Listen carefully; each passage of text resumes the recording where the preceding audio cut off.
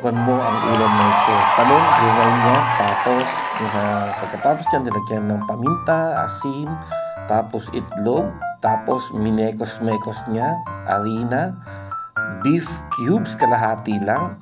Ayan, tapos mekos-mekos, siyempre. Tapos pinirito, parang patty style. Ito yung tinatawag na talong patty. Ayan. So pagkatapos iprito, siyempre gagawa tayo ng sauce niyan.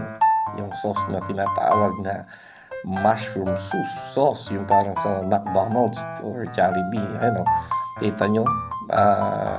Harina lang yon. Tapos inalo, ilagyan ng tubig, paminta, beef cubes, asin, tapos yun na yung mushroom. Napakadaling gawin lang to. Napakadali lang po. Tsansahin nyo lang. That very healthy ang talong na ito. Ayan, oh. Ayan, ilalagay na yung sauce niya. Yan sa patty. Yan ang tinatawag na talong patty. Ayan, napakasarap at napaka-nutritious. Yun. Wow!